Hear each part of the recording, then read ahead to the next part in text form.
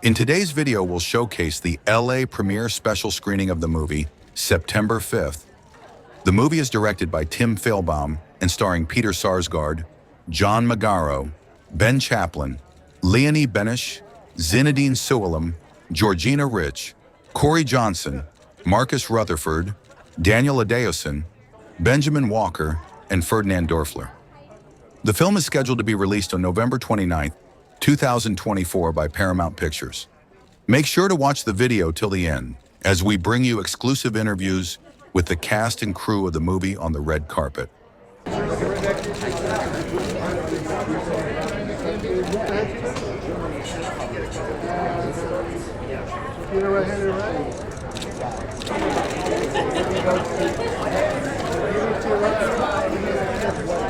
but it's all good.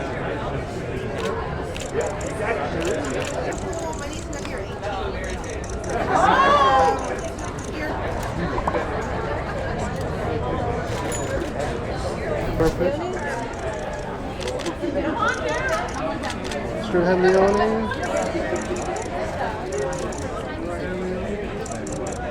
Yes, right here, just put down.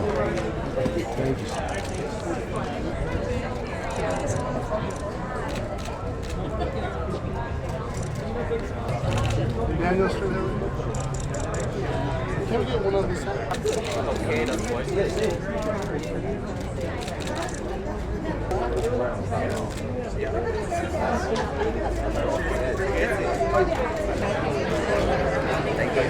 Oh, another one.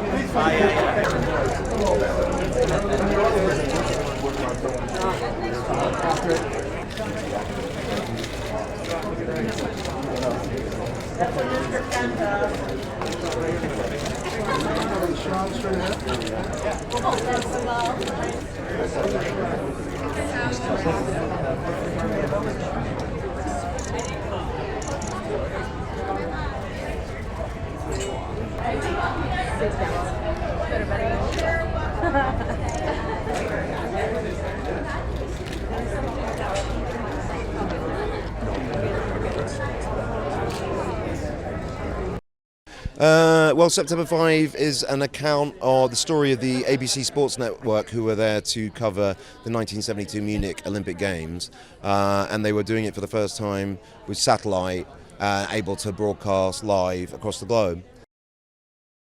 Really got to hand that to 𝗗𝗟𝗨𝗦, the director. He was just, absolutely. He's very, very kind of interested in design anyway, but he was obsessed with the accuracy and authenticity. As a director, interested in cameras and technical equipment also. He is one of those directors that's really interested in that stuff. And it was just very, very important to him because it was real events and hard events. It was important to him to be accurate. So they rebuilt the studio. They got pretty much all the equipment from strange collectors online, and that was almost a functioning studio. All the screens worked. None of the things that normally happen. Every switch worked. There was nothing that didn't work. The phones. It was old stuff, but it didn't look old in there. It was brand new at the time. I find that side of it was kind of easy because it was a really great collaborative, because filmmaking is just the most collaborative art form in the world, right? Everybody matters equally, and there's just tons of you. It's kind of a miracle anything ever works, right? It really sort of is. It always seems like total chaos, but occasionally they come together, right? And so, but with a cast, especially one in predominantly one small hot location, it's got to get along, and you've got to be on the same page. And that's a credit to the director and the people who cast it, because there literally wasn't room for egos, and we're all similar actors who care about it being real and truthful and care about our characters, because they were real people. I care about characters like they're real people when they're not, they have to be real to you, but when it is someone real, there's an extra sort of burden of duty of care, and I think we all felt that and got along. So strangely, whilst it was quite an intense shoot, concentration-wise, it felt easy in terms of the big stuff, like making it feel real. I just hope that they can learn something about people that are behind the scenes and dedicated their lives to this. And this was just their one probably life-changing, awful moment, but seeing how they did their best with it, ordinary men but extraordinary men and women, and just that to me moves me. People doing their best, especially good old American. It feels very American to me in a way that the technology is state of the art, but at the end of the day, it's just guys trying to figure out how to do it. Was it wrong in the end? I can't answer that, but I know they did their best, and it mattered to them and it hurt them. So I hope that they feel that human element of this group that were caught up in something much bigger than they were. Sports journalists, yeah, it's everyday workers trying to do their job, and then an event takes place that changes their course of their job, their work, and their lives. So it's different when you think you're going to work and you're just going to record and broadcast sports. I think it's a story about journalistic integrity and how people in positions to relay information and how they need to have integrity to be true. Well, actually, we wanted to create a kinetic experience or a kinetic film and a riveting experience for the audience to feel right in the center of the journalists who were experiencing that the same way. And that was Tim's approach and the DOP's approach, and it was shot with handheld camera all the way, and that helped my editing and pacing the film. But we equally spent also a lot of time getting the emotional beats on the spot as well, because it's just a terrible tragedy that happened, so the emotional beats were very crucial to the story as well, equally than the nail biting, clock ticking sequences. I think they can look forward to a riveting experience, a nail-biting journalistic thriller based on real events and high-stake moral questions that the characters faced back then. And I think it's timely as well, because that was the very first time that an act of terror had been broadcast live on television, and we all know what happened since. So I think it's an entertaining experience, but also like a thought-provoking experience. Yeah, I mean, it's this incredible story of these sports journalists who were sort of there to cover the Olympics live and suddenly found themselves in the middle of a real-time crisis report. And the story of how they had to pivot. It's a very immersive movie. We're kind of thrown right into the newsroom with them and have to navigate all of the ethical and moral decisions that they make along the way. Things that I think still impact all of us today as we watch and consume media. Listen, our cast is, best in game. We have Peter, we have John, we have Leonie, we have Ben. What they managed to do in this movie without any showboating, but just playing these real, authentic people navigating these circumstances is kind of beyond belief. I think when you watch the movie, you come away feeling like together they were all the protagonists, and they do such an incredible job of playing off of each other and not trying to upstage each other and just really going in for the kill. They're an incredible team. This happened over 50 years ago, and there's certainly people that are still with us that remember that, but certainly not everyone, and most of us never have worked inside of a broadcast newsroom. So it was this incredible opportunity to really show exactly what it's like to be in that room with the real machines, bringing them all up to speed. Our production designer, Julian, did an incredible job of recreating the original ABC Sports control room and studio, and it created this incredibly immersive environment, obviously for our actors to play in, but I think also as an audience member, you really find yourself immersed in that and feel like you're sitting right there, in the control room, pushing the buttons and kind of making the decisions along with them. As a producer, I hope that audiences are entertained and then that we've told a really good story. just as a human being, I hope that the audiences are allowed to look at what happened, in 1972 and reflect on the way that news stories are told and the way that we, consume and perceive them to this day. With technology ever evolving in the same way that it was then, we're still asking ourselves the same questions. Yes, September 5 is about the sports broadcasting team that was on the ground during the Munich 72 Olympics. When the tragic hostage crisis unfolded, they had to pivot from covering the Olympics and the sports element to covering news. It was the first time that a terrorist event or a traumatic event like that was shared globally in real time on live television. And a lot of questions about what's right, what's wrong, what's the responsibilities, what's not the responsibilities are questioned and discussed and presented in our film. Well, when you have great artists around you and a great production design team and people who are really motivated to get it right, that helps in an enormous way. Our production designers were able to find old equipment that had long been forgotten. They were able to source it, they were able to get it working, they were able to build a set that was almost an exact recreation of the building that the ABC News team was in, and we were able to have machines and televisions that were actually working. So that made our job so much easier. And then on top of that, we had the actual footage from ABC, from the 72 Olympics. We had Jim McKay there, we had 𝗗𝗟𝗏 there. I hope audiences walk away, I hope they have a thrilling time watching it, but I hope they walk away having questions about how we now consume media and what our responsibility is as viewers of the news. Obviously, we live in very polarized times, and the news media is a big part of that. So I think going back to the moment when things really changed is important in our understanding of where we're at now. In the beginning, when Tim came to me with that script, he told me to be very, very precise, and he was so keen about authenticity.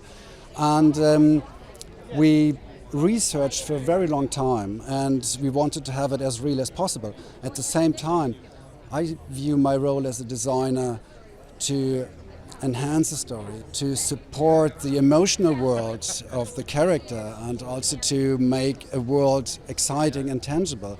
So it was quite difficult and exciting to find the right balance between fiction and reality, and I think we nailed that quite good. I think if they watch September 5, they can feel a movie, they can feel history, and they can sit there in first row and watch how an event evolves, and they can, I would say it's not only about, just watching a movie and seeing a story, but this is really about being there, going back in time, because this is what we try to create. It obviously stands and falls with the script. I think the amount of research that went into making sure that every single thing was correct adds to it, and then it was the ensemble worked very well together.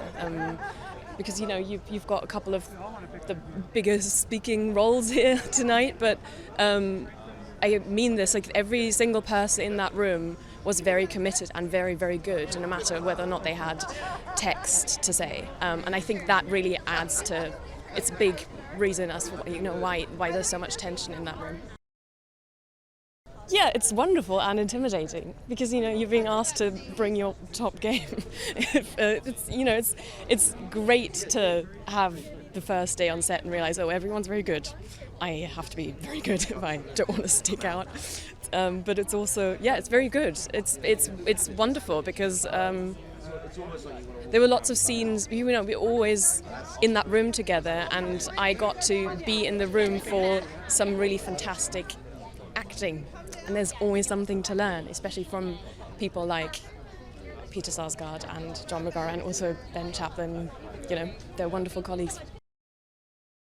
Well, we have an amazing production designer, unveils, and him and Tim have worked together on Tim's films in the past. Tim with Julian, I mean, Julian just recreated that set 1-to-1 as it was back then. It's like that ABC studio. There is something about being in that tiny space with everyone. I'm not going to lie, the days were not particularly fun always. That was exhausting, and days were long. But that did add to, I think, what maybe those people must have felt like over those 22 hours. We had a little bit of a taste of that. But what Tim and also Markus Förderer, our DP, brought to that table was a sense of, if no one sends them home, they're not going to leave. It's like a relentless thing of, we're going to go again and again, and we'll do it right and a little bit differently. So it's exhausting, but really, really good for a film like this. I think audiences can look forward to a thriller, a film that is a declaration of love to the analog way of making TV back in the days, because there's a lot of details about how it was made, and I think there's also something to be learned about that event happening, and I think you can walk away with a couple of questions that are to do with how do we consume news / how do we create news, and how do we change maybe the course of events by reporting on them. So I did a lot of research. I wanted to use some of the original lenses that were used back in the day, and we found like an old vintage lens that was made actually in Munich that they used to shoot the Olympics, and I sourced some of them on eBay, like we modified them to shoot on our film cameras. And then we tried to capture this as if we were a documentary crew documenting what's happening in that control room, and like follow the story wherever it takes us. It's like actually what our characters do in the film. Tim is such a visual director. It's like a pleasure to work with him. We started making films. We both went to film school in Munich, so we were very familiar with the Olympic Village, which is like a historic site. So we scouted it many times over the years and discussed visual ideas, how to capture this. And it's just a great collaboration. We shot like handheld. Even Tim would sometimes grab a camera, and I operated a whole film. Like usually on bigger films I have operators, but here it was so intimate with the actors, and intuitively we would follow whatever happened, like without a rehearsal, without marks. Instead of like traditionally we would say we set up a wide shot and we cut to go for close-up and change the lighting. We wanted this immediacy and capture this tension, so we mastered everything as in single takes, always with the intention to tighten it up in editing. This is really crazy. This is like a really like walking through a dream right now. This journey of this movie is beyond our wildest dreams, and we are very proud of that. I think they can sit right next to the journalists that day in that room and see how they had to decide like within seconds, and be there and feel that atmosphere. I think what's thrilling about it and what he makes thrilling are some of the issues that lie at the core of the movie, which are about journalism and about the way that we take in these live crisis situations, and what is the point of view that most accurately tells the story. It's at breakneck speed, the whole movie. It's got just this incredible ensemble of actors that, and Jim McKay. The real Jim McKay is in the movie playing himself, and I think in some ways what he says and the way that he says it is something that we can all think about. Well, if the movie is about getting to the truth of what's going on in the story, the collective story of our lives in history, then we needed to make the movie in as truthful a way as possible. And the documentary footage obviously kept us paying attention to that, because we couldn't cut to the real thing and have it look like we were faking it. All of this real equipment that he had from the period, much of it that worked, and also even the way that he designed the rooms, it was all made to be a layup for actors. Tim is a very quietly intense guy. He comes across as calm, but this man really, really burns with a desire to tell stories. He would wake up in the morning, and many mornings go swimming in the river which had snow melt coming down off of it. And he got sick at one point during the movie. He directed over Zoom. I mean, the guy is dedicated as they come. Yeah, in September 5, we tell the events of that tragic day in '72 in Munich, but from a very distinctive perspective. It is a true story of a crew of sports television broadcasters of ABC Sports that had to make the switch from reporting on the Olympics to reporting on this crisis on this day in Munich. I think especially in today's world where everybody has a camera and a TV in their pocket, it is interesting and we have, like, I would say, an ever-increasing thirst for 24/7 breaking news. I think it's interesting to take a step back and see on how more than 50 years ago a tragic situation like this was for the first time covered in live television, and hopefully it makes us reflect on questions about our own consumption news, but also about the importance and impacts of crisis reporting. Like, there's the real person, 𝗗𝗟𝗏𝗧 𝗖𝗢𝗗𝗘, who was actually with conversation, like talking to him was actually one of the initial points for the project at all. And when we talked about him, about this dynamics that they had in the crew, he told us about this unique way they had together, or how they grew together in this during this crisis reporting. And this we wanted to have reflected in the casting, and I'm lucky enough to have been that I could put together an incredibly talented cast in front of the camera. We shot the film in Munich. They came all over for that, except for Leonie, who was playing the German part. And working with them was I was blessed to have these people in front of the camera. This has to be absolutely authentic, so it was incredibly important to us and to the production designer Julian Wagner and his team that all of these devices of that TV world back then, and that we can also give today's audience a feeling or an idea of how television was made back then, how they still had to pin little letters to make graphics. They had to pin little letters on a blackboard so that they can then be put on the picture. And also it was crucial for us that we could include as much as possible from ABC's original footage. And that was important for two reasons. One was that I wanted to have partly original footage on these monitors. I wanted the cast to be able to look at real images, so in a way the reality would blend with our scenes. But even more importantly is the human element of the host from back then, 𝗗𝗟𝗏𝗧, who was in this 22-hour marathon of broadcasting in that studio and reported to the audience at home, and had this, as I think, unique blend of staying professional but also being empathetic with the situation. And it was essential for us that we could use this footage. And I consider myself very lucky that with the help of 𝗗𝗟𝗏𝗧 and Sean McManus, the son of 𝗗𝗟𝗏𝗧, we could make this possible. They can look forward to see a journalistic thriller, a movie about the importance, but the complexity and also the impacts of crisis reporting, and a movie that hopefully makes them reflect about our own complex media environment and how we consume news today. Thanks for watching. Make sure to like and comment on the video if you enjoyed it. Subscribe to the channel and hit the notification bell to be notified when new videos are released.